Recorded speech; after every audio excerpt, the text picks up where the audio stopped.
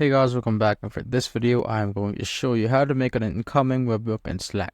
First, just type in on your search bar api.slack. So here api.slack.com/apps. So once you're here, you're just gonna need to click on create a new app right here, then click on from scratch, then app name. So let's say test, and select the workspace that you want to develop your app in, and click on create app. This will bring you here. So what you need to do, just click on incoming webhooks and make sure to turn this on. And after that, there will be a pop-up here. Then click on add new webhook to workspace on the very bottom,